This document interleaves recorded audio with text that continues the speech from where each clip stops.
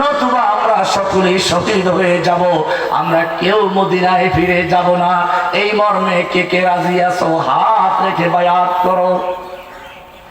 1400 সাহাবায়ে কেরাম সব পর্যায়ক্রমে আল্লাহর নবীর হাতের উপরে হাত রেখে বায়াত করলেন। এক পর্যায়ে আল্লাহর নবী নিজের বাম হাতটাকে ডান হাতের উপর রেখে দিচ্ছেন আর বলছেন, এটা হলো ওসমানের হাত। এটা কার হাত? ওসমানের হাত। যাতে এই বায়াতের থেকে ওসমান যেন বঞ্চিত না হয়। বায়াত হয়ে গেল। সাহাবায়ে কেরাম খুশিতে এবারে মৃত্যুর জন্য প্রস্তুত। কবিতা পড়তে লাগলেন। বুখারী সহ হাদিসের সব কিতাবে পাইবা, নাহনুল্লাযীনা বায়াউ মুহাম্মাদা, নাহনুল্লাযীনা বায়াউ মুহাম্মাদা আলাল জিহাদি মা বাকিনা আবাদা। আমরা সেই জাতি যারা নবীর হাতের উপরে হাত রেখে বায়াত করেছি, অঙ্গীকার করেছি, ওয়াদা করেছি, আমরা যতক্ষণ পর্যন্ত ওসমান হত্যার বদলা নিতে গিয়ে হয়তো শহীদ হয়ে যাব, নতুবা মক্কা বিজয় করে ছাড়বো, আমরা ততক্ষণ পর্যন্ত কেউ ফিরে আসবো না। আমরা বায়াত করেছি জিহাদের উপরে। ও মুসলমান, জিহাদ আছে কোরআনে, জিহাদ আছে হাদিসে, জিহাদ আছে নবীর জীবনে, জিহাদ আছে সাহাবায়ে কেরামদের জীবনে। তুমি যত লক্ষ মুক্তির ভুয়া ফতোয়া জমা করো না কেন, কিয়ামত পর্যন্ত জিহাদকে কেউ স্তব্ধ করতে পারবে না। জিহাদ থাকবে, ইসলাম থাকবে। জিহাদ নাই, ইসলাম নাই। আল্লাহর নবী বায়াত নিলেন। সাহাবায়ে কেরাম খুশিতে কবিতা পড়তে আরম্ভ করলেন, মৃত্যুর জন্য খুশিতে নাচতে শুরু করলেন। মক্কায় খবর হয়ে গেল মুসলমান বায়াত করে ফেলেছে। যুদ্ধের জন্য হয়তো ওসমান হত্যার বদলা নিতে গিয়ে মক্কা বিজয় করবে, নতুবা সব শহীদ হয়ে যাবে। ওরে বাবা, ভয় পেয়ে গেল। কাফেরদের অন্তরে ভয় ঢুকে গেল।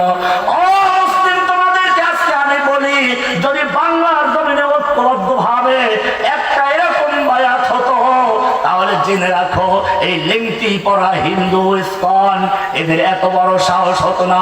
ওদের নেত্রী যেরকম ভাবে তলবি তলপা গুছিয়ে না করে চোরের মতো পালিয়ে গেছে, ওদের অনুসারীরাও দিল্লিতে পালিয়ে গিয়েও 3 গ্লাস পানি খেয়ে, তো ঠিক কিনা? সমস্যাটা কোন জায়গায়? আজকে সেই বায়াত নেই। নাহনুল্লাযীনা বায়াউ মুহাম্মাদা আলাল জিহাদি মা বাকিনা আবাদা। আল্লাহর নবী তাই বলেছেন, হুব্বুদ দুনিয়া ওয়া কারাহিয়াতুল মাউত। শুনে রাখো, এই আওয়াজ শুধু মক্কায় না, এই আওয়াজ 7 আসমান ভেদ করে, লৌহ কলম ছেদ করে আল্লাহর আরশ পর্যন্ত পৌঁছে গেছে। আরশ থেকে আয়াত নাজিল হয়ে গেছে। সূরা আল ফাতর 10 নম্বর আয়াত খুলে দেখো, লাকাদ রাদিয়াল্লাহু আনিল মুমিনিন, লাকাদ রাদিয়াল্লাহু আনিল মুমিনিনা ইয ইউবাইউনাকা তাহতাশ শাজারা। আল্লাহ তাআলা খুশি হয়ে গেছেন, রাজি হয়ে গেছেন। আল্লাহ তাআলা খুব খুশি হয়ে গেছেন মুমিনদের প্রতি, যখন তারা আপনার হাতে হাত থেকে বায়াত করেছে গাছের নিচে বসে। গাছটা পর্যন্ত কোরআনে চলে আসছে। যেই গাছের নিচে বায়াত হলো সেই গাছ বরকতময় হয়ে গেল। যেই হাতের উপরে হাত থেকে বায়াত করলো হাত বরকতময় হয়ে গেল। আল্লাহ রাব্বুল আলামিন শুধু এ পর্যন্তই বলেন না খুশি হয়েছি, একটু সামনে গিয়ে সূরা আল ফাতর 18 নম্বরে বলছেন, ইন্নাল্লাযীনা ইউবাইউনাকা ইন্নামা ইউবাইউনাল্লাহ। নিশ্চয় আপনার হাতে হাত রেখে যারা বায়াত করেছে, ওরা আপনার হাতে হাত রেখে বায়াত করে নাই, ওরা সরাসরি আল্লাহর হাতে বায়াত করেছে।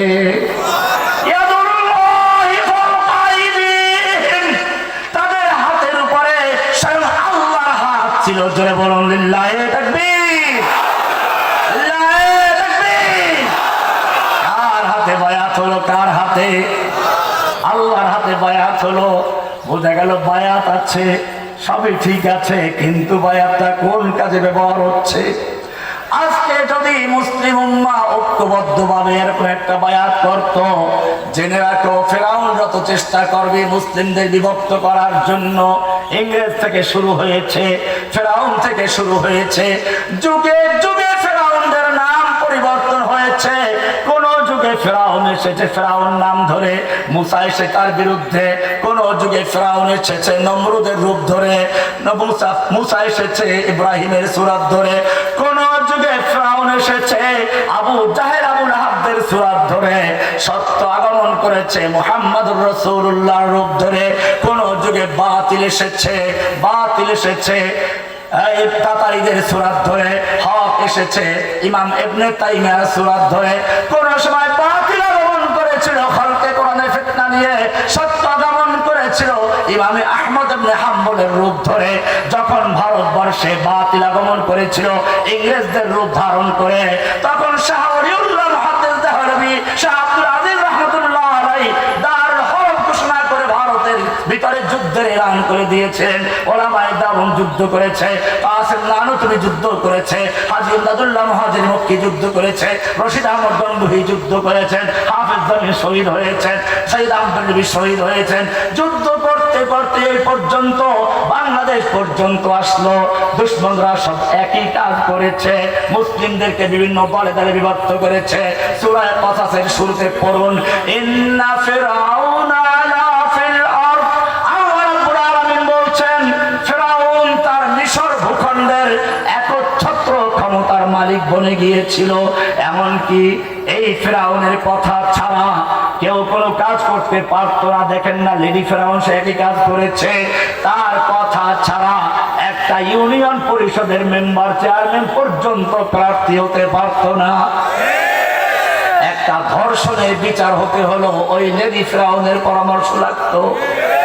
ইন্না ফিরআউনা আলা ফিল আরদ, এটা কোরআন না, কোরআন আছে সূরা কসাসটা বের করেন। ইন্না ফিরআউনা আলা ফিল আরদ, 28 নম্বর সূরা। ইন্না ফিরআউনা আলা ফিল আরদ, ফিরআউন তার মিশর ভূখণ্ডের একচ্ছত্র ক্ষমতা কুক্ষিগত করে রেখেছে। এরপরে বলছেন ওয়াজাআলা আহলাহা শিয়া, ফিরআউন তার দেশের জনগণকে বিভিন্ন দলে বিভক্ত করেছিল। ওয়াজাআলা আহলাহা শিয়া, এটা সূরা কসাসের 4 নম্বর আয়াত থেকে পড়ছি। ফিরআউন তার দেশের লোকদেরকে বিভিন্ন দলে বিভক্ত করেছিল। কেউ রাজাকার, কেউ ধর্ষক, কেউ জঙ্গি, কেউ দুর্নীতিবাজ, বিভিন্ন তকমা লাগিয়ে বিভিন্ন দলকে এক এক দলের বিরুদ্ধে খেপিয়ে দিত। আমি আপনাদেরকে পরিষ্কার বলি, বাংলাদেশে যখন গণজাগরণ মঞ্চের নামে এদেশের ইসলামী আকীদা ধ্বংস করার চক্রান্ত হয়েছিল, এরপরে সাইদি সাহেবকে নিয়ে তুই রাজাকার স্লোগান দিল, তাকে গ্রেফতার করলো। হতে পারে রাজনৈতিক ভাবে তার সাথে অনেকের দ্বিমত আছে, কিন্তু জেনে রাখবেন আমাদের সঙ্গে তাদের যে কারণে দ্বিমত ইখতিলাফ রয়েছে, আওয়ামী লীগ তাদেরকে সেই কারণে গ্রেফতার করে নাই। আমির মুআবিয়া রাদিয়াল্লাহু তাআলা আনহুর ইতিহাস পড়ুন। যখন আলী রাদিয়াল্লাহু তাআলা আনহুর সঙ্গে আমির মুআবিয়ার যুদ্ধ হচ্ছিল, সে সময় তৎকালীন সুপার পাওয়ার রোম সম্রাট আমির মুআবিয়া রাদিয়াল্লাহু তাআলা আনহুর কাছে পত্র লিখলো, আমির মুআবিয়া, আমরা জানতে পেরেছি তোমার খলিফা তোমার বিরুদ্ধে যুদ্ধে লিপ্ত হয়ে গেছে। তুমি যদি চাও রোম সম্রাট তার পূর্ণ শক্তি দিয়ে তোমার পক্ষে যুদ্ধ করার জন্য প্রস্তুত, তোমাকে সাহায্য করবে। কি দরদ, তোমার প্রতি ইনসাফ করা হয় নাই, অবিচার করা হচ্ছে, তোমাকে সাহায্য করতে চাই। আল্লাহর নবীর ছাত্র বুঝতে বাকি নাই, এই খ্রিস্টান চক্র, এই ক্রুসেডাররা আমাদের পারস্পরিক দ্বন্দ্ব দেখে আমাদের দেশটা দখল করতে চায়, মুসলিম ভূখণ্ড দখল করে নিতে চায়। আল্লাহর নবীর সাহাবী কি উত্তর দিয়েছিলেন শুনুন। আল্লাহর নবীর সাহাবী আমির মুআবিয়া রাদিয়াল্লাহু তাআলা আনহু লিখলেন, ইয়া কালবার রোম, ওহে রোমের কুত্তা, আমার সঙ্গে আমার আমিরের যুদ্ধ চলছে। এই সুযোগ নিয়ে যদি মুসলিম ভূখণ্ডের দিকে এক কদম পা বাড়াতে চাস, জেনে রাখবি আলীর পক্ষে যুদ্ধ করতে গিয়ে সর্বপ্রথম যে লোকটা জীবন দেবে সেই লোকটা আর কেউ না, সে হচ্ছে আমির মুআবিয়া রাদিয়াল্লাহু তাআলা আনহু। কুফফার বুঝতে পারলো কাজ হবে না। যখন সাইদি সাহেবকে গ্রেফতার করা হয়েছিল, তখন যদি দেশের তাওহীদি জনতা ঐক্যবদ্ধভাবে তার পক্ষে দাঁড়াতো, তাহলে জেনে রাখুন শেখ হাসিনা বাবার শক্তি ছিল সাইদি সাহেবকে গ্রেফতার করা। কিন্তু সাইদি সাহেবকে গ্রেফতার করলো, অন্যরা চুপ রইল, কিছু শিবিরের ছেলেরা মারা গেল, সরকার বিভক্তি তৈরি করে রাখলো। এরপরে চিন্তা করলো সাইদিকে যখন হজম করা গেছে, এরপরে তো রহমানি কোনো ব্যাপারই না, রহমানিকে গ্রেফতার করলো জঙ্গি তকমা দিয়ে। কারণ কি, রহমানি কি করেছিল? শাহবাগীরা যখন আল্লাহ এবং আল্লাহর রাসূলকে নিয়ে কটূক্তি করতে শুরু করলো, আল্লাহর নবীর ভালোবাসা দূর করে ওদের চক্রান্ত ছিল। ভালো করে বুঝে রাখো, আওয়ামী লীগ কোনো সাধারণ দল ছিল না। আওয়ামী লীগের প্রথম নাম ছিল আওয়ামী মুসলিম লীগ, কিন্তু তারা মুসলিম শব্দ বাদ দিয়ে ইসলাম ত্যাগ করে স্বঘোষিত মুরতাদ হয়ে গিয়েছিল। এরা নতুন ধর্ম নিয়ে মাঠে নেমেছিল। সেই ধর্মের নবী হচ্ছে আল্লাহর নবীর পরিবর্তে আল্লাহর নবীকে ঘৃণা করা, যেরকম কাবা বানিয়েছিল, কিন্তু তার কাবায় কেউ যায় না। তার কাবা বাদ করতে হলে মক্কার কাবা ভাঙতে হবে, তাই কাবা ভাঙতে এসেছিল। ঠিক তেমনি ভাবে তাদের প্ল্যান ছিল শেখ মুজিব নামে এক নাস্তিককে এদেশের রসুল নবী বানাবার চক্রান্ত করা হয়েছিল। আল্লাহর নবীর নাম ভুলিয়ে দিয়ে আল্লাহ নবী নামে কলঙ্ক তৈরি করে, আল্লাহর নবীর প্রতি ঘৃণা তৈরি করে, ওর প্রতি ভালোবাসা তৈরি করার জন্য রাস্তার মোড়ে মোড়ে মূর্তি, ঘরে ঘরে মূর্তি, অফিসে মূর্তি, মাদ্রাসা অফিসে মূর্তি, স্কুলে মূর্তি, সচিবালয়ে মূর্তি, ব্যাংকে মূর্তি, শুধু বোধহয় মসজিদের মেহরাব গুলো বাকি ছিল। এছাড়া সব জায়গায় মূর্তি ঢুকানো হয়ে গেছে। কবে যেন আইন জারি করিত মসজিদের খুতবার সময় ইমামের পিছনে বঙ্গবন্ধুর মূর্তি লাগবে।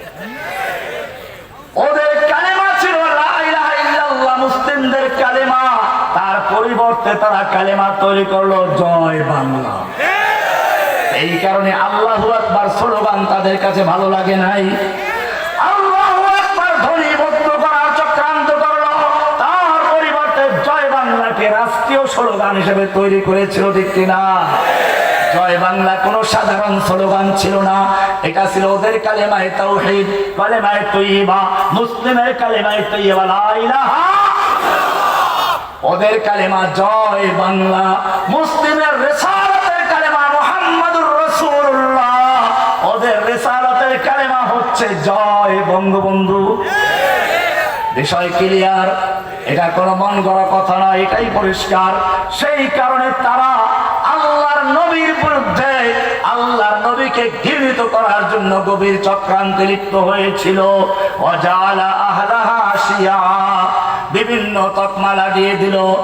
আমি যখন একটা বই লিখলাম সেই গণজাগরণ মঞ্চের বিরুদ্ধে, যারা আল্লাহ আল্লাহর রাসূলকে কটূক্তি করেছিল, তাদের বিরুদ্ধে আমার সেই সময় একটা ঐতিহাসিক কিতাব, আকারে ছোট কাজে অনেক বড় দিয়েছে। বইয়ের নাম ছিল উন্মুক্ত তরবারি। কি নাম ছিল? আমি সেদিন বলেছিলাম একটা লোকের রোগ হয়েছে, ডাক্তারের কাছে গেছে, ডাক্তার পরীক্ষা নিরীক্ষা করে দেখলো ক্যান্সার হয়ে গেছে। কি হয়ে গেছে?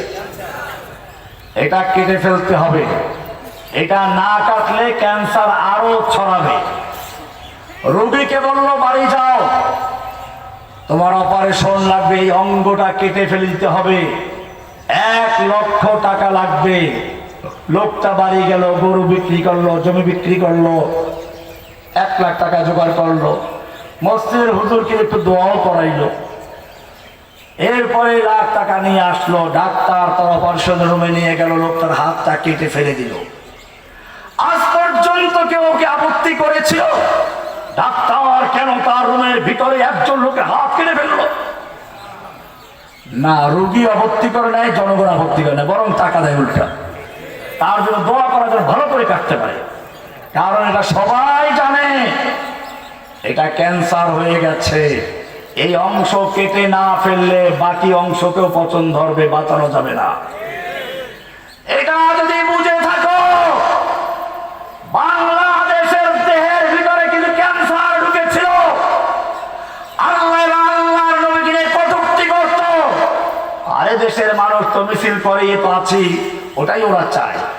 মিছিলটা করলে ওদের সুবিধা, ওরা এই ছবিগুলো নিয়ে বিদেশি দূতাবাসে যায়, দেখায় আমি অমুক মুক্তমনা বড়গার, আমি বিজ্ঞান মনস্ক, আমাকে মৌলবাদীরা মেরে ফেলবে, আমাকে ভিসা দাও। তখন ওরা কয় তুমি তোমাদের সোনার ছেলে, তোমাকেই তো দরকার, ভিসা দিয়ে বিদেশ পাঠাই দাও, ওখানে পয়সা লাগে, সব কিছু দেওয়া হয় ইসলামের বিরুদ্ধে লেখার জন্য। আমি তখন বই লিখেছিলাম, পরিষ্কার জানিয়ে দিয়েছিলাম, যারা আল্লাহ এবং আল্লাহর নবীকে নিয়ে কটূক্তি করে তাদের আল্লাহর জমিনে থাকার কোন অধিকার নাই।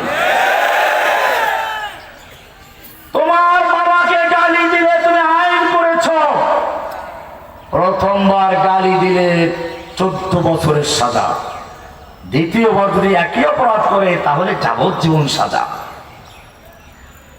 আমি বলেছিলাম তোমার বাবার ভালোবাসা তোমার কাছে থাকবে, ঠিক আছে, কিন্তু জেনে রাখো তোমার বাবার ভালোবাসা তোমার অন্তরে যে পর্যন্ত রয়েছে, আমি একজন মুসলিম হিসেবে আমার আল্লাহ এবং আল্লাহর রাসূলের ভালোবাসা তার চেয়ে লক্ষ কোটি কোটি গুণ বেশি রয়েছে। তোমার বাবাকে গালি দিলে যদি তার জন্য আইন থাকতে পারে, আর আমার আল্লাহ রাসূলকে গালি দিলে তুমি তাদেরকে ভিসা দিয়ে আদরের সঙ্গে বিদেশ পাঠিয়ে দাও, জেনে রাখবে বাংলার জমিনে নয়, শুধু দুনিয়ার কোন প্রান্তে গিয়ে আল্লাহ এবং আল্লাহর রাসূলের বিরুদ্ধে কটূক্তিকারীদেরকে বাঁচানো যাবে না। উন্মুক্ত তরবারি বই লিখেছিলাম, বইয়ের নাম কি? আদালত বিচারের দিন এই বই সব বিচারকদের কাছে, আইনজীবীদের কাছে, আমাদের ছেলেদের অভিভাবকদের কাছে দিয়ে দিল, এই দেখেন রহমানি কি বই লিখেছে, এই বই লেখলে বই পড়া লাগে, বই দেখলেই তো অবস্থা খারাপ হয়ে যায়। আমাকে যে আপনি লিখেছেন, আমি হ্যাঁ লিখেছি, আমি তো লিখছি, কে লিখছে এটা, কেন লিখলেন? আমি বললাম এটা আল্লাহর আইন, আমি নিজের থেকে লিখি নাই। 33 নম্বর সূরা আল-আহজাব, বাদ করেন 33 নম্বর সূরা, সূরা আল-আহজাব 33 নম্বর সূরার 60-61 নম্বর আয়াতে পরিষ্কার বলা আছে, ভালো করে শুনে রাখুন, আপনারা তো বিভ্রান্ত হন। যে জসিমউদ্দিন রহমানী ফতোয়া দিল তাকে জেলে নিয়ে গেলে একটা লোক তো পক্ষে কথা বলে, তখন কিসের ইমানদার? সবাই হাত তালি দিয়েছে, ভালো হয়েছে, রহমানী জিতে গেছে। আল্লাহর কাছে কিয়ামতের জবাবদেহি করতে হবে। কোরআন পরিষ্কার আয়াত রয়েছে, শুনুন ভালো করে, 57 নম্বর আয়াত থেকে আমি দেখাচ্ছি আপনাকে। আল্লাহ তাআলা পরিষ্কার বলছেন, ইন্নাল, কোন সূরা বাই করেন? আরে আহজাব 33 নম্বর সূরা, হ্যাঁ পাইছি, পরিষ্কার আয়াত রয়েছে, 57 নম্বর আয়াত থেকে শুরু বিষয়টা। ইন্নাল্লাযীনা ইউযুনাল্লাহা ওয়া রাসূলাহু, নিশ্চয়ই যারা আল্লাহ এবং আল্লাহর রাসূলকে কষ্ট দেয়, আল্লাহ এবং আল্লাহর রাসূলের বিরুদ্ধে কটূক্তি করে, গল্প তৈরি করে, জাহিলি যুগেও কবিতা রচনা করত, গান গাওয়াই, আল্লাহ বলছেন লাআনাহুমুল্লাহু ফিদ দুনিয়া ওয়াল আখিরাহ, আল্লাহ তাদেরকে দুনিয়াতেও লানত করেন, অভিশপ্ত করেন, আখিরাতেও করেন। ওয়া আ'আদ্দা লাহুম আযাবাম মুহিনা, আর তাদের জন্য লাঞ্ছনাদায়ক অপমানজনক শাস্তির ব্যবস্থা রেখেছেন। কি শাস্তি? একটু সামনে চলে যান। এইবারে 61 নম্বর আয়াত পরিষ্কার বলা আছে, কোরআনে আল্লাহ তাআলা জানিয়ে দিচ্ছেন, লাইন লাম ইয়ানতাহিল মুনাফিকুনা ওয়াল্লাযীনা ফী কুলুবিহিম মারাদ, হে নবী, যারা আপনাকে নিয়ে কটূক্তি করেছে, আল্লাহকে নিয়ে যারা কটূক্তি করে, গল্প করে, ওই শাহরিয়ার কবির হুমায়ুন আজাদ, আহমদ শরীফ, আর কি বলগার রাজীব হায়দার, অভিজিৎ রায়, জাফর ইকবাল, এইরকম নাস্তিকেরা যারা আল্লাহ এবং আল্লাহর রাসূলকে নিয়ে কটূক্তি করে, লাইল্লাম ইয়ানতাহি, যদি তারা বিরত না হয়, লা ইল্লাম ইয়ানতাহি, বিরত না হয়, আল মুনাফিকুনা, মুনাফিকরা, ওয়াল্লাযীনা ফী কুলুবিহিম মারাদ, এবং যাদের অন্তরে ইসলাম বিদ্বেষী রোগ রয়েছে, তারা যদি বিরত না হয়, ওয়াল মুরজিফুনা ফিল মাদিনাতে, এবং শহরে যারা গুজব ছড়ায়, গুজব মিথ্যা গল্প তৈরি করে, আল্লাহ বলছেন যদি তারা বিরতি না হয় তাহলে জেনে রাখো লানুগরিয়ান্নাকা বিহিম, হে নবী আমি আপনাকে তাদের বিরুদ্ধে এগরা করে দিব, খেপিয়ে দিব, উত্তেজিত করে দিব। কে বলেছেন? আমি নাকি উস্কানি দাতা? উস্কানিকে আমি দিয়েছি না আল্লাহ দিয়েছেন? পরিষ্কার দেখে রাখো, লানুগরিয়ান্নাকা বিহিম, হে নবী আপনাকে আমি এগরা করে দিব, খেপিয়ে দিব, উত্তেজিত করে দিব। সুম্মা লা ইউজাবিরুনাকা ফিহা ইল্লা কালিলা, এরপরে তারা আর মদিনায় আপনার প্রতিবেশী হয়ে আশপাশে আর থাকার সুযোগ পাবে না, আপনার এই দেশে আর থাকার সুযোগ পাবে না। মালউনিন, যেই কয়দিন থাকবে তাও থাকবে অভিশপ্ত হয়ে। এরপরে শুনে রাখুন আল্লাহ কি বলছেন, আইনামা সুকিফু, ওদেরকে যেখানে পাওয়া যাবে, সুকিফু মারুফ না মাজহুল? মাজহুল। মাজহুল অ্যাক্টিভ না প্যাসিভ? প্যাসিভ। মাজহুল কাকে বলে? মা লাম ইউসাম্মা ফাইলুহু, যার ফাইল উল্লেখ থাকে না, কর্তা উল্লেখ থাকে না। তার মানে হচ্ছে শরিয়াতে অন্য দণ্ডবিধি কার্য করতে গেলে ইসলামী রাষ্ট্রের প্রয়োজন, বিচার ব্যবস্থার মাধ্যমে ফয়সালা আসবে, তারপরে চোরের হাত কাটবে, তারপরে জিনার বিচারের হদ লাগবে। কিন্তু আল্লাহ তাআলা বলছেন এইখানে যদি আল্লাহ এবং রাসূলকে নিয়ে কটূক্তি করে তাদের জন্য কোনো বিচারকের প্রয়োজন নেই, রাষ্ট্রের প্রয়োজন নেই। আইনামা সুকিফু, ওদেরকে যেখানে পাওয়া যাবে, যে কেউ পাবে, যেখানে পাবে উখিযু, পাকড়াও করা হবে, ওয়াকুতিলু তাকতীরা, ওদেরকে কেটে টুকরো টুকরো করে দাও। এ বলেছেন ফতোয়া কার? এরপরে বলবে যে না এটা আগের যুগের বিষয়, এখন না। আল্লাহ তাআলা সেই রাস্তা বন্ধ করে দিয়েছেন। এবার 61 নম্বর আয়াত পড়ুন, পরিষ্কার বলছেন সুন্নাতাল্লাহিল্লাযীনা খালাউ মিন ক্বাবলু, এই জাতীয় লোক আগেও যারা চলে গেছে, যুগে যুগে যারা আল্লাহ এবং আল্লাহর নবীদের বিরুদ্ধে কটূক্তি করেছে, তাদের জন্য আল্লাহর যুগে যুগে রীতি এবং নীতি হচ্ছে এটাই, ওয়ালান তাজিদা লিসুন্নাতিল্লাহি তাবদীলা, তুমি আল্লাহর সুন্নাহর ভিতরে, আল্লাহর রীতির ভিতরে কোনো পরিবর্তন পাবে না। অপারেশনের ক্যান্সার রোগী এগুলো, এই সমাজ থেকে যদি ওদেরকে অপারেশন করে বিদায় করা না হয় তাহলে ওরা আরো ক্যান্সার ছড়াবে, আরো লোকদেরকে ধোঁকা দিবে, আরো নাস্তিক বানাবে, রাস্তায় রাস্তায় নাস্তিক বানাবে, জেলায় জেলায়। ওরা নিয়ত করেছিল না প্রত্যেকটা জেলায় জেলায় নাকি গণজাগরণ মঞ্চ করবে, থানায় থানায় মঞ্চ করবে। আলহামদুলিল্লাহ, যখন ওদের কয়েকটা লিডারের গর্ত উড়ে গেছে, তারপরে জেলায় জেলায় ছোট হতে এমনকি শাহবাগ পর্যন্ত দাঁড়াবার কেউ সাহস করে না। একটু কিছু লোকের দাঁড়াতে হবে, কিছু লোকের জীবন দিতে হয়। এই যে লেডি ফিরআউন এত বড় একটা শক্তি নিয়ে এসেছিল, মনে করেছিল তার ক্ষমতাকে কেউ চ্যালেঞ্জ করতে পারবে না। সব ক্ষমতার মালিক কে? ও মুসলিম, ভালো করে জেনে রাখো, সব ক্ষমতার মালিক কে?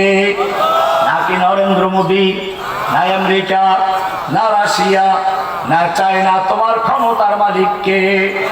কোরআন পরিষ্কার বলছে, সূরা আলে ইমরান 26 নম্বর আয়াতটা বের করে পরিষ্কার বলা হচ্ছে, কুলিল্লাহুম্মা মালিকাল মুলক, হে আল্লাহ তুমি সমস্ত ক্ষমতার মালিক। সমস্ত ক্ষমতার মালিক কে?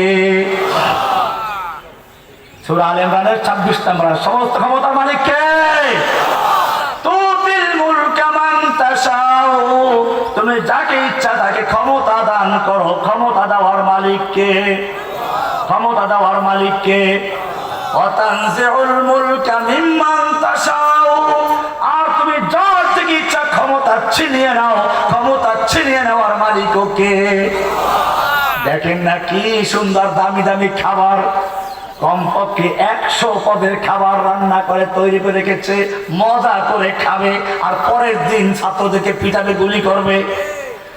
মুরগির রান খেয়ে শক্তি যোগাবে, এরপরে ছাত্রদের বুকে গুলি করার জন্য অর্ডার করবে। সেই জন্য বস্তায় বস্তায় টাকা নিয়ে জড়ো করেছিল, রান্না করে খাবার রেখেছিল।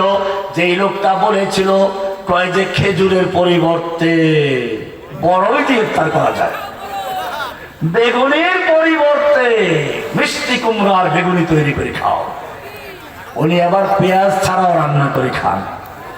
কি তরল! এদেশের লোকদেরকে লুটপাট করে গোটা জাতিকে ভিখারি বানিয়ে কোটি কোটি টাকা বিদেশ পাচার করে এদেশের সব ব্যাংকগুলো লুটপাট করে এরপরে বিদেশ পাড়ি দিয়েছে। 1 লাখ 2 লাখ নয়, 18 লক্ষ কোটি টাকা ঋণগ্রস্ত করে তারপরে পালিয়েছে। টাকাগুলো গেল কোথায়? ওদের প্ল্যান বড় জঘন্য ছিল। এই শেখ হাসিনা ভারত থেকে প্রশিক্ষণ নিয়ে বাংলাদেশে এসেছিল এই জাতির থেকে প্রতিশোধ নেওয়ার জন্য। তার বাপকে হত্যা করলো, তার বাপ ছিল স্বৈরাচার, যেই কারণে তাকে তখন হত্যা করা হলো। গোটা দেশ আনন্দে উৎপীড়িত হয়েছিল, মিষ্টির দোকানগুলো সব খালি হয়েছিল। ও যেদিন ভারতে পালিয়ে গেল সেদিন যেরকম আনন্দিত হয়েছে জাতি, এই জাতি ঠিক তার চেয়েও বেশি আনন্দিত হয়েছিল ওর বাপ যেদিন হত্যা হয়েছিল। কারণটা কি জানেন? এই দেশে হত্যার রাজনীতি শুরু করেছিল সেই লোকটা, প্রথম সিরাজ সিকদারকে হত্যা করেছিল। গুম খুন ধর্ষণের রাজনীতি শুরু করেছিল শেখ মুজিব। তার ছেলে মেজর ডালিম কেন এত ঝুঁকি নিয়ে গেল জানেন কিছু? মেজর ডালিমের বউকে ওরা লুটপাট করেছিল। খুন ধর্ষণ লুটপাটের রাজনীতি ওই সময় থেকে শুরু হয়েছিল। এরপরে এই জাতির থেকে প্রতিশোধ নেওয়ার জন্য বিডিআর হত্যার মাধ্যমে বিডিআর থেকে হত্যা করলো, জেলে ঢুকালো। সেনাবাহিনীর যারা দেশপ্রেমিক ইসলাম প্রেমিক তাদেরকে ধ্বংস করে দিল। শাহবাগে মুসলিম তাওহীদি জনতার রক্তে রক্তাক্ত করা হলো। এরপরে আবার ব্রাহ্মণবাড়িয়াতে, তারপরে আপনার হাটাজারিতে, তার গুজরাটের কসাই নামক নাস্তিক হিন্দুদের লিডার সেই ব্রাহ্মণ এক কসাইকে দেশে এনে বাংলাদেশকে নাপাক করার ষড়যন্ত্র করলো। তখন দেশের তাওহীদি জনতার বিরুদ্ধে দাঁড়ালো, তাদেরকে হত্যা করে তাদের লাশের উপর দিয়ে তার সে অবৈধ স্বামীকে বাংলাদেশে এসেছিল। সে নাকি আবার চট করে আসবে। আমরা বলি তুমি চট করে আসো, তোমার জন্য দেশের তাওহীদি জনতা বিক্ষমান হয়েছে। তুমি চট করে আসো, বিডিআর হত্যা মামলার বিচার করে, সেনা অফিসারদের হত্যার বিচার করে, বিডিআর হত্যার বিচার করে তোমাকে ফাঁসির মঞ্চে ঝুলানোর জন্য দেশের তাওহীদি জনতা প্রস্তুত রয়েছে। তুমি চট করে আসো। শাপলা চত্বরের তাওহীদি জনতা হত্যা করেছ, তার বিচার করে আদালতের মাধ্যমে তোমাকে ফাঁসিতে ঝুলাবার জন্য শাপলা চত্বরে লক্ষ লক্ষ তাওহীদি জনতা বিক্ষমান রয়েছে। তুমি চট করে আসো, তোমার অবৈধ স্বামীকে গুজরাটের কসাইকে বাংলাদেশে এনে এদেশের তাওহীদি জনতার রক্ত নিয়ে হোলি খেলা খেলেছ। চট করে আসো। ব্রাহ্মণবাড়িয়ার সেই শহীদেরা, হাটাজারির শহীদেরা তোমার বিচার করার জন্য, তোমার বিচারের মাধ্যমে ফাঁসিতে ঝুলাবার জন্য প্রস্তুত রয়েছে। তুমি চট করে আসো। সাগর রনি হত্যা মামলার বিচারের জন্য তার পরিবার প্রস্তুত হয়েছে। তুমি চট করে আসবা। কুলিল্লাহুম্মা মালিকাল মুলক, আল্লাহ বলছেন সমস্ত ক্ষমতার মালিককে। তুতিল মুলকা মান তাশাউ, ইজ্জত দেওয়ার মালিককে, ক্ষমতা দেওয়ার মালিককে। ওরা আমাদেরকে কোর্টে উঠাতে কেমনে দেখেন নাই? আমাকে তো সবসময় বেরিয়ে পড়ে যেত জেলখানায়। বরগুনা জেলা কারাগারে আমাকে একাধারে 7 মাস পর্যন্ত 2টা মোটা মোটা রড দিয়ে বেরি পরিয়ে শওকত নামে একটা জেলার ছিল ইবলিস, তার নির্দেশে আমার পায়ে বেরি পরানো হলো। একটা অন্ধকার ছোট্ট কুঠুরিতে, যেখানে কোনো লাইট নেই, অন্ধকার নেই, কোনো আলো ব্যবস্থা নেই, বাতাসের ব্যবস্থা। একটা ছোট্ট রুমের সামনে আবার আর একটা দরজা, তার সামনে আবার দেওয়াল, 3 দেওয়ালের ভিতরে একটা ছোট্ট রুম। গরমে চামড়া পরিবর্তন হয়ে যেত, মশা, হাজার হাজার মশা, একটা মশারি দেয় না। একটা ফ্যান কেনার জন্য বলো, ঠিক আছে একটু ফ্যান কিনেন, নিয়ে আসেন। আমার পরিবার থেকে 4000 টাকা দিয়ে একটা ফ্যান কিনলো, গেটে ঢুকতে দিল না। এইভাবে চরম নির্যাতন করলো। আজকে আমার পা অচল হয়ে গেছে সেই বেরির কারণে। 7 মাস পর্যন্ত জেলের ভিতরে কোনো চোর ডাকাত কেউ বেরি করে রাখে না। আমাকে রাখা হলো নির্জন বাসে, কেউ যেন মিশতে না পারে। এক একটা বড়ক আমার জন্য, একার জন্য খালি করা হতো।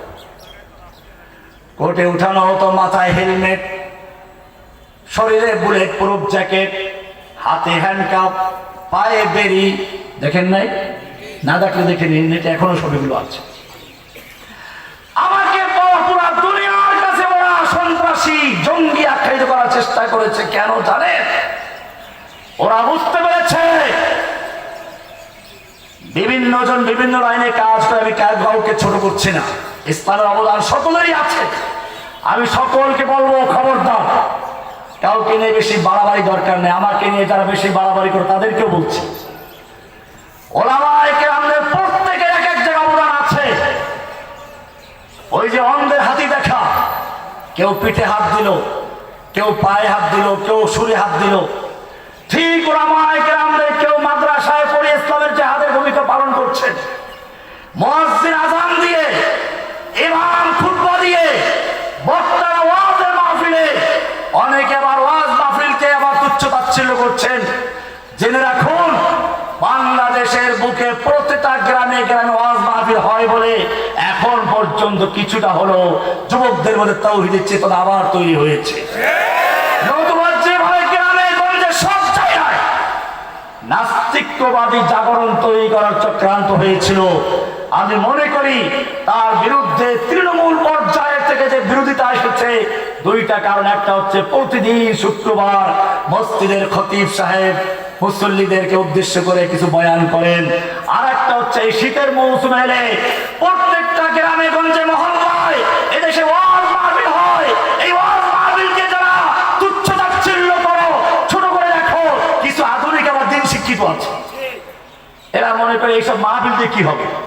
এরা বেশি বুঝে গেছে। তুমি বেশি বুঝে গেছো না? কোন ওলামায়ে কেরামদের প্রতি খবরদার তুচ্ছ তাচ্ছিল্য করবে না, এটা ভিন্ন বিষয়। এক একজন এক এক লাইনে কাজ করছেন, সবাই ইসলামের কাজ করছেন, সকলেই অবদান আছে। আমরা একটা ভিন্ন সাইডে কাজ করছি, ওরা এটাকে ভয় পায়। সেটা হচ্ছে 2টা জায়গা। কয়টা জায়গা? আমার একটা বই আছে, দিন কায়েমের সঠিক পথ। আপনারা দেখেছেন, এই বইটা ওদের কলিজায় আগুন ধরিয়ে দিয়েছে। এই বই যার কাছে পেত তাকে গ্রেফতার করতো। কারণটা কি জানেন? ওই বইটার একেবারে ভূমিকায় খুববার পরেই 2টা কথা লেখা আছে। আমি দেখেছি মুসলিম ভূখণ্ডে মুসলিমদের সব আছে, 2টা জিনিস নাই, অথচ ওই 2টা জিনিসের গুরুত্ব সবচেয়ে বেশি। একটার সম্পর্ক ভিতরের অবকাঠামো ঠিক রাখার জন্য, আর একটার সম্পর্ক বাহিরের অবকাঠামো ঠিক রাখার জন্য, আর একটার সম্পর্ক ঈমানের অস্তিত্বের জন্য, আর একটার সম্পর্ক দ্বীনের অস্তিত্বের জন্য। একটার নাম তাওহীদ, আর একটার নাম জিহাদ। এই 2 বিষয়ে আমি কাজ করেছি। ওরা বুঝতে পেরেছে মুসলিমদের এই 2টা জায়গায় যদি দাঁড়িয়ে যায়, তাহলে এই দেশের জোয়ারকে আর ঠেকানো সম্ভব হবে না। সেই জন্য আমাকে বিতর্কিত করার জন্য একটা দল তৈরি করলো, আনসারুল্লাহ বাংলা টিম। আমি আদালতে চ্যালেঞ্জ করে বলেছিলাম, আনসারুল্লাহ বাংলা টিম নামে কোন দল বাংলাদেশে নাই। এখনো বলি, এটা প্রথম আলো, ডেইলি স্টার, সমকাল, কালবেলা, এই সকল পত্রিকার মাধ্যমে ভারতের দালাল প্রশিক্ষণ প্রাপ্ত লেডি ফ্রাউন শেখ হাসিনা তৈরি করেছে। আর এই ওদের মিডিয়া কিন্তু ইজ্জত দেওয়ার মালিক কে? আমাদেরকে যখন ওরা এইভাবে কারাগার থেকে জেলখানার থেকে নিয়ে আসতো, মানুষ সুযোগ পেলে একটু হাত মেলাতো, সালাম করত, পারলে পকেটে কিছু টাকা ঢুকিয়ে দিত। এমনকি আমি বলতে দ্বিধা নেই, এই বের হওয়ার কয়েক মাস আগে আমাকে সকালবেলা তো নিয়ে যাইতো, কোনো খাবার দাবার তো দেওয়ার কোনো লোক নেই, আমি তো মিসকে আমার সাথে দেখা করতে পারি না, সারাদিন না খেয়ে থাকি, আবার সন্ধ্যার সময় নিয়ে যায়, একবার মুখটা শুকিয়ে যায়। একটা হিন্দু পুলিশ অফিসার যে আমাকে নিয়ে আসলো, প্রবীর নামটা মনে আছে, প্রবীর দুপুরের সময় গিয়ে জিজ্ঞেস করলো যে আপনি কিছু খেয়েছেন দুপুরে? না, আমি তো খাই নাই। হয়তো কারো কাছ থেকে কিছু টাকা দেন, আমি কিনা টাকাও নিয়ে আসি না, টাকা পাবো থেকে, আমার কাছে টাকা দেয় নাই। ও নিজে নিজের টাকা দিয়ে এক প্যাকেট বিরিয়ানি, একটা পানি নিয়ে আসছে। আমাদেরকে এরকম সম্মান করতো হিন্দুরা। আমার একবার অসুস্থ হয়ে পড়লাম, রিমান্ডে নিয়েছিল আমাকে, আমার হার্টে সমস্যা দেখা দিল, ঢাকা মেডিকেল নিয়ে গেল, 10টা ইঞ্জেকশন করতে হবে, নাভিতে এক একটা দাম 500 টাকার উপরে। পুলিশেরা নিজেদের পকেটের টাকা দিয়ে তারপরে সেই চিকিৎসা করিয়েছে। সব পুলিশ খারাপ না, সব হিন্দুও খারাপ না। কাজে আমি হিন্দু বিদ্বেষীও না, পুলিশ বিদ্বেষীও না, কিন্তু যে সকল পুলিশ আর যে সকল হিন্দু এদেশের তাওহীদের জনতার বুকে গুলি চালিয়েছে, নেচে নেচে গুলি করেছে, তাদের করে ক্ষমা নাই, তাদের বিচার অবশ্যই হতে হবে। আল্লাহর নবী যেদিন মক্কা বিজয় করলেন, ভালো করে শুনুন, মক্কা বিজয়ের দিন আল্লাহর নবী বলেছিলেন সব মক্কার নেতারা খানায় খাবার সামনে এসে হাজির, কাফের সব হাজির। ওরা তো জানে আমরা কি করেছি, ওরা জানে আমরা সেই লোকগুলো যারা বিলাল রাদিয়াল্লাহু তাআলা আনহুকে উত্তপ্ত বালুর উপরে শুয়ে রেখে নিচে অঙ্গার রেখে, জ্বলন্ত অঙ্গার রেখে উপরে পাথর চাপা দিয়ে শুয়ে রেখেছিলাম। আমরা তো সেই মক্কার কাফের যারা সুমাইয়া রাদিয়াল্লাহু তাআলা আনহাকে লজ্জাস্থানে বর্ষা দিয়ে আঘাত করে হত্যা করেছিল। আমরা তো সেই লোক যারা আল্লাহর নবীকে হত্যা করার চক্রান্ত করেছিলাম। আজকে 10,000 সাহাবী উন্মুক্ত তরবারি নিয়ে চতুর্দিকে দাঁড়ানো আছে, একটা ইশারা করলে মক্কার সব নেতাদের গর্দানগুলো পড়ে যাবে। আল্লাহর নবী সেই সময় বললেন, ও মক্কার লোকেরা, আজকে তোমরা আমার থেকে কেমন ব্যবহার আশা করছো? লোকদের মুখে একটু পানি আসলো, কথা বলার সুযোগ থাকলে তো একটু বোঝাপড়া হবে, একটু সাহস হলো।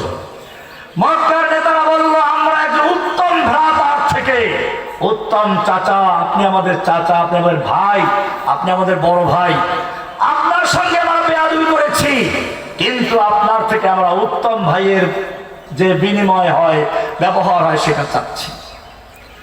আল্লাহর নবী সেদিন কি করেছিলেন ইতিহাস সাক্ষী। দুশমন যখন মুষ্টির ভিতরে একটা ইশারা করে গর্দান উড়ে যায়, আল্লাহর নবী সেদিন বললেন, হে মক্কার লোকেরা শুনো, আজকে আমি তোমাদের ব্যাপারে সে কথাই বলবো যা আমার আর এক ভাই ইউসুফ আলাইহিস সালাম তার ভাইদের ব্যাপারে বলেছিলেন। ইউসুফের ভাইয়েরা তাকে হত্যার জন্য চক্রান্ত করে কুয়ায় নিক্ষেপ করেছিল। সেই ভাইয়েরা যখন তার হাতের মুঠোয় চলে আসলো, তখন তিনি যা বলেছিলেন, আজকে আমি তোমাদেরকে সে কথাই বলছি, লা তাসরিবা আলাইকুমুল ইয়াউম, আজকে তোমাদের বিরুদ্ধে আমার কোনো ক্ষোভ নেই, কোনো প্রতিশোধ নেওয়ার ইচ্ছা নেই। লা তাসরিবা আলাইকুমুল ইয়াউম ইযহাবু আনতুমুত তুলাকা, তোমরা যাও, সকলে স্বাধীনভাবে ঘরে চলে যাও, তোমাদের কেউ কোনো প্রতিশোধ নেবে না, তোমাদের ঘরবাড়ি কেউ লুট করবে না, তোমাদের নারীদেরকে কেউ ধর্ষণ করবে না, তোমাদের দোকানপাট ভাঙচুর করবে না, তোমাদের সব লোকগুলোকে আমি সাধারণ ক্ষমা ঘোষণা করে দিলাম। কি সুন্দর ক্ষমা! কিন্তু জেনে রাখুন, এই সময় 14 জন বা 13 জন লোককে ক্ষমা করা হয় নাই। অবশ্য তার থেকে অনেকে পরে ক্ষমা পাইছিল। এই লোকগুলো ছিল বিশেষ অপরাধী। এরা কারা? এরা ছিল ওই লোক যারা আল্লাহর নবীকে নিয়ে কটূক্তি করত, গালিগালাজ করত, কবিতা আবৃত্তি করত। এর মধ্যে একজন ছিল ইবনে খতাল। কি নাম? ইবনে খতাল। এই লোকটা দুইটা বান্দি কিনে আল্লাহর নবীর বিরুদ্ধে গান গাওয়াইতো আর নাচাইতো। মক্কা বিজয় যখন হয়ে গেল, এই লোক চিন্তা করলো আমার তো রক্ষা নাই, যেই 13 জনের নাম ঘোষণা করা হয়েছে এদেরকে যেখানে পাও সেখানে মারো, ওর মধ্যে ওর নামটাও আছে। চিন্তা করলো পালাবার তো জায়গা নেই, একটা কাজ করি, কাবার গিলাফ দিয়ে ধরি। আর কাবা সম্পর্কিত কোন আয়াত আছে, শুধু কাবা না, মক্কার হারাম শরীফে যে সীমানা আছে, কোরআন বলছে ওয়ামান দাখালাহু কানা আমিনা।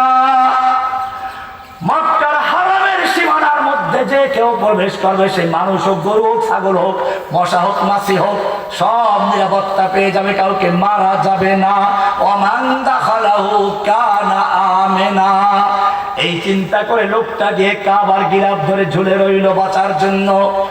আল্লাহর নবী এখন পর্যন্ত যুদ্ধের পোশাকটা খোলেন নাই। আল্লাহর নবীর মাথায় লোহার টুপিটা তখনও বিদ্যমান আছে।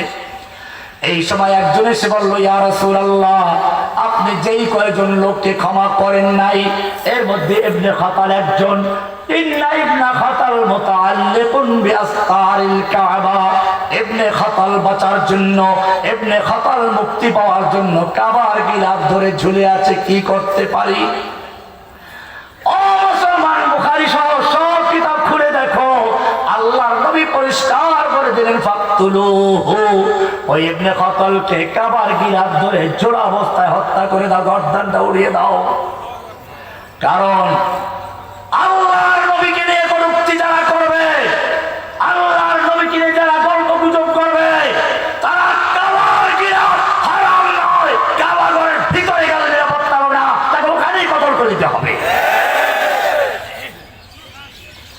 আল্লাহর নবী কি সুন্দর দৃষ্টান্ত স্থাপন করেছেন।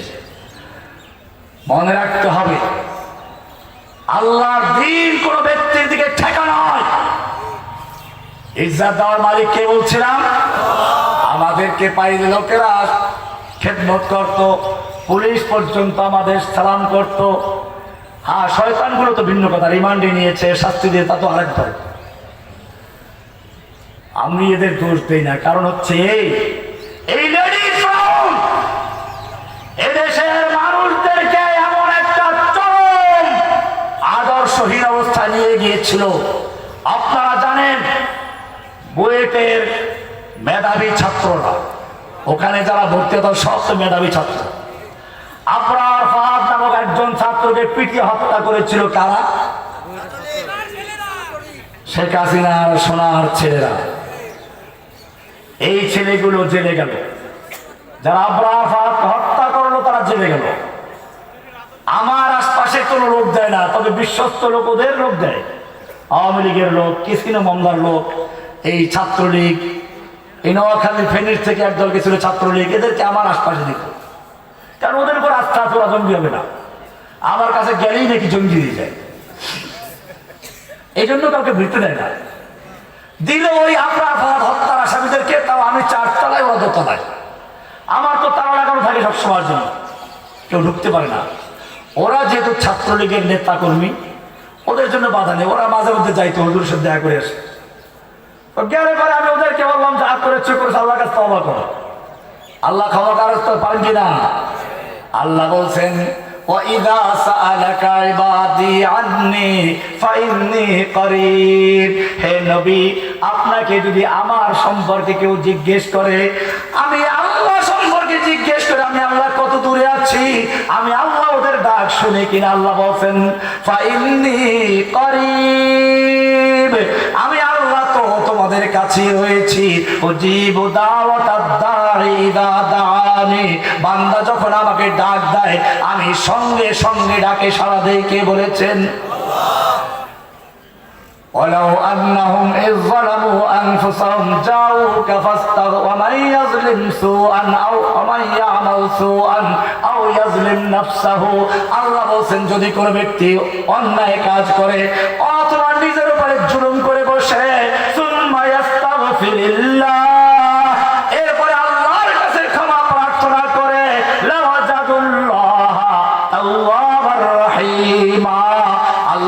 অবশ্যই ক্ষমাশীল পাবে। কে বলেছেন? কি সুন্দর ডাক!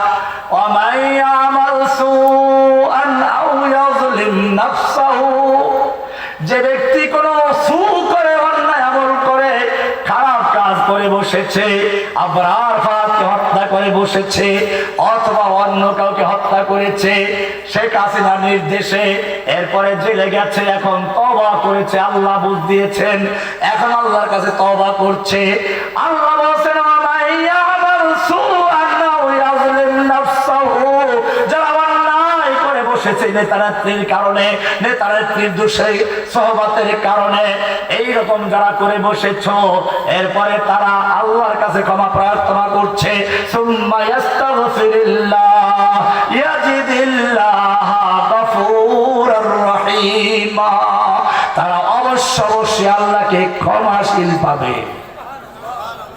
আমি ওদেরকে শিখালাম, বুঝলো ছেলেগুলো, অত্যন্ত মেধাবী ছেলেরা, কোরআন পড়া শুরু করে দিল। জানলে খুশি হবেন, দেখলে তো আরো খুশি হবে। ওই ছেলেগুলোর মধ্যে 5 থেকে 6 জন পূর্ণ কোরআন কারীমের হাফেজ হয়ে গেছে। বাকি সবাই 1 পারা 2 পারা হেফজ করেছে। প্রত্যেকের মুখে সুন্দর দাড়ি, মাথায় টুপি, পরনে জুব্বা। দেখলে আপনি মনে করবেন না যে ওরা বুয়েটের ছাত্র আর আবরার ফাতকে হত্যা করেছিল। ওদের দেখলে এখন মনে পড়বে সাহাবায়ে কেরামদের ইতিহাস। কি সুন্দর তেলাওয়াত ওদের। আমার ভাইয়েরা, আমি বলছিলাম, যত অপমান করতে চাও ইজ্জত দেওয়ার মালিককে, যত বিচ্ছিন্ন করতে চাও ইজ্জত দেওয়ার মালিককে। জেলখানার থেকে যারা এসেছে তাদের ইজ্জত বাড়ছে না কমছে? ওই শেখ হাসিনা সরকার চেয়েছিল আমাদেরকে মানুষের কাছে অপমান করার জন্য। আল্লাহ কয় যে না, তোদের ইজ্জত বাড়িয়ে দেওয়ার মালিক আমি আল্লাহ নিজে। ওই দেখেন না, হারুন এজাহার বলেন, আলী হাসান সামা বলেন, সাখাওয়াত রাজি বলেন, কত লোকের নাম বলবো, সবাই তো জেলে গেছে। মাহমুদুল হক সাহেব বলেন, কত রকম চেষ্টা করলো তাকে অপমান করার জন্য। এমনকি এক পিচ্চি মাওলানা রফিকুল ইসলাম মাদানী, নাম দেখেন না? পিচ্চি মানুষ, গোটা শরীরটা মানে বারুদে ভরা। ইজ্জত বাড়ছে না কমছে? কে বাড়িয়ে দিয়েছেন?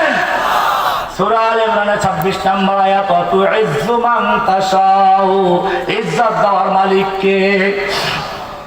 ওয়া তুযিল্লু মান তাশাউ, অপমান করার মালিক কে? দেখো না কিভাবে যে লোকটা একদিন আগে বলো আমি পালাই না, সে নিজের তল্পিতল বানিয়ে নেতা কর্মীদেরকে ধোঁকা দিয়ে অন্ধকারে পালিয়ে চলে গেল, ঠিক কিনা? নিজের স্বার্থ নিয়ে পালিয়ে গেল, শুধু নিজের বোন আর পরিবারের লোকদের নিয়ে পালিয়ে গেল। ওর দলের লোকদের কোনো খবর নাই, কর্মীদের খবর নাই। আমি ওই দলের নেতা কর্মীদেরকে বলবো, আসো তওবা করো, আল্লাহর কাছেও তওবা করো, জনগণের কাছেও তওবা করো। আল্লাহর দরজা তওবা কবুল করার জন্য উন্মুক্ত আছে। পরিষ্কার তওবা করো, ওই দল ত্যাগ করে ইসলামের পক্ষে চলে আসো। কোরআন তোমাকে আহ্বান করছে, ওয়ামান ইয়ামাল সুআন আও ইয়াযলিম নাফসাহু সুম্মা ইস্তাগফিরুল্লাহ, যে ব্যক্তি অন্যায় করে বসেছে, অপরাধ করেছে, আও ইয়াযলিম নাফসাহু, নিজের উপরে জুলুম করে বসেছো, সুম্মা ইস্তাগফিরুল্লাহ, এরপরেও যদি আল্লাহর কাছে ক্ষমা চাও, ইয়াজিদিল্লাহ গফুরুর রহিমা, আল্লাহকে ক্ষমাশীল পাবে, আল্লাহ ক্ষমা করবেন। ও ছাত্রলীগের ভাইয়েরা, যুবলীগের ভাইয়েরা, আওয়ামী লীগের ভাইয়েরা, শ্রমিক লীগের ভাইয়েরা, হিন্দু লীগের ভাইয়েরা, পুলিশ লীগের ভাইয়েরা, তোমাদের সবাইকে আহ্বান করছি, আসো। তোমাদের সঙ্গে দেশের জনগণের কোনো বিদ্বেষ নেই। ওই লেডি ফ্রাউন নিজের স্বার্থে হিন্দু মুসলিমদের মধ্যে দাঙ্গা লাগিয়ে রাখার চেষ্টা করেছিল। এদেশে হিন্দু মুসলিম যুগ যুগ ধরে বসবাস করেছে না, দাঙ্গা লেগেছে। তাহলে ওই সরকার যখন আসে তখনই কেবল দাঙ্গা লাগে, কারণটা কি? ওই সময় কেউ কোরআন নিয়ে রাখে মন্দিরে, এখন রাখে কেউ? বোঝা গেল ইচ্ছাকৃত ভাবে হিন্দুদের মন্দির আগুন দেওয়া হতো, আমার মন্দিরকে কোরআন অপমান করা হতো, ইচ্ছে করে নবীর বিরুদ্ধে একটা লেখা হতো। হিন্দুদেরকে এভাবে বিতর্কিত করার জন্য আমি হিন্দুদেরকে বলবো, বাংলাদেশে যারা আছো দেশের জন্য কাজ করো, আল্লাহর কাছে তওবা করো। ইসলাম ধর্ম তোমার জন্য উন্মুক্ত। ইসলাম ধর্মে কোনো পৌত্তলিকতার স্থান নেই। ইসলামের শক্তি হচ্ছে এক আল্লাহ। তোমরা যে দেবদেবীর পূজা করো, আল্লাহ করে পরিষ্কার বলেছেন, ইয়া আইয়ুহাল্লাযীনা আমানু দুরিবা মাসালুন ফাসতামিউ লাহ। হে ঈমানদারগণ, হে মানব সকল, তোমরা একটা উপমা শুনো। উপমা আল্লাহ উপমা দিচ্ছেন। হিন্দু ভাইদেরকে বলবো, কোরআনটা ভালো করে পড়ো, আয়াতটা শুনো। ইন্নাল্লাযীনা তাদউনা মিন দুনিল্লাহ, তোমরা আল্লাহর পরিবর্তে যাদের পূজা করো, যাদের ইবাদত করো, এক আয়াত বলছে ইবাদুন আমসালুকুম, ওরা তোমাদের মতোই মানুষ। এরপরে আল্লাহ বলছেন ইন্নাল্লাযীনা তাদউনা মিন দুনিল্লাহি লা ইয়াখলুকু যুবাবা ওয়া লা ইয়াজতামাউ লা, তোমরা যাদের দেবদেবীর পূজা করছো, যেই দেবদেবীগুলোর অর্চনা করছো, সব যদি একাত্র হয় একটা মাছিও তৈরি করতে পারবে না। কি পারবে না? শুধু মাছি তৈরি করতে পারবে না তা নয়, আর ওই যে মূর্তির সামনে, দেবদেবীর সামনে দামি দামি খাবার দেওয়া হয়, এই খাবারের কোন অংশ যদি মাছিতে ছিনিয়ে নিয়ে যায়, ওই মাছির কবল থেকে রক্ষা করার ক্ষমতাও নাই। আল্লাহ বলছেন কতই দুর্বল তোমরা তাদের পূজা করছো আর যারা করছো। ও হিন্দু ভাইরা, মুসলিম ভাইরা ভালো করে বুঝো, মুসলিমরাও এর থেকে একদম পিছিয়ে নাই। হিন্দুরা বড়দের পূজা করে, মূর্তি বানাইয়া মাটির উপর রাইখা, আর আমাদের মুসলমানদের এক দল, সব না, মুসলমানদের এক শ্রেণী অলি বুজুর্গ মারা গেলে তাদের কবরটাকে মাজার বানায়। হিন্দুরা পূজা করে অলি বুজুর্গদের মূর্তি বানাইয়া মাটির উপরে রাইখা, আর মুসলমানরা পূজা করে অলি বুজুর্গদেরকে মাটির নিচে রাইখা মাজার বানাইয়া। হিন্দুরাও কবরে খাওয়ান দেয়, মূর্তিরে খাওয়ান দেয়, মুসলমানরাও খাওয়ান দেয়। হিন্দুরাও চাদর দেয়, শাড়ি পরায়, মুসলমানরাও কবরে চাদর পরায়। ও মুসলমান, ভালো করে জেনে রাখো, তোমার ইমানের ভিত্তি হচ্ছে লা ইলাহা ইল্লাল্লাহ। তাওহীদের শক্তি তোমাকে অর্জন করতে হবে। তোমার কালেমা লা ইলাহা ইল্লাল্লাহ দুইটা পার্ট। কয়টা পার্ট? লা মানে নেই, ইলাহ মানে কোনো মাবুদ নেই, কোনো মাবুদ নেই, কোনো খাজা বাবা নেই, কোনো গাজা বাবা নেই, কোনো দরগাওয়ালা নেই, কোনো দুর্গাওয়ালা নেই, কোনো ক্ষমতার মালিক নেই, কোনো আইনদাতা নেই, কোনো বিধানদাতা নেই, কোনো সন্তানদাতা নেই, কোনো হাজত রওয়া নেই, কোনো মুশকিল কুশা নেই, কোনো আতা বক্স গঞ্জে বক্স নেই, কোনো গাউসুল আজম, কিচ্ছু নাই। লা ইলাহা সব উৎখাত করে দাও। লা ইলাহা নফি, ইল্লাল্লাহ ইসবাত। লা ইলাহা না করা, ইল্লাল্লাহ হা করা। লা ইলাহা বাতিল করা, ইল্লাল্লাহ গ্রহণ করা। লা ইলাহা, একটা পুরাতন বিল্ডিং এর রং করতে গেলে আগে মানুষেরা পুরাতন বিল্ডিং এর রংটাকে ঘষে মেজে ধুয়ে মুছে পরিষ্কার করে এরপরে নতুন রং করে। ঠিক তেমনি ভাবে লা ইলাহার মাধ্যমে তুমি তোমার অন্তর থেকে যত খাজা বাবা, গাজা বাবা, ল্যাংটা বাবা, ওই দরগাওয়ালা, দুর্গাওয়ালা সব উৎখাত করে পরিষ্কার পরিচ্ছন্ন করে একজনকে বসাও। লা ইলাহা, এটার নাম তাওহীদ। এই তাওহীদের শক্তি দিয়ে এই সাহাবাগণ যুদ্ধ করেছেন। তাওহীদ কি আমানত सीनों में है हमारे, आसान नहीं मिटाना नाम निशान। ও মুসলমান, ভালো করে জেনে রাখো, তুমি জিরো লেখলা, 000 কোনো মূল্য নেই। একটা 1 লেখো 1, এরপরে 1 শূন্য লাগা কত হবে? আর 1 শূন্য কত হবে? আর 1 শূন্য লাগা কত হবে? ঠিক তেমনি ভাবে তুমি যত নামাজ, রোজা, হজ, যাকাত করো সব জিরো। যদি তোমার লা ইলাহা ইল্লাল্লাহ ক্লিয়ার না থাকে, লা ইলাহা ইল্লাল্লাহ তাওহীদ, লা ইলাহা ইল্লাল্লাহ এক, এই একের পরে তুমি যা করো সব ইবাদত, এছাড়া সব ভুয়া।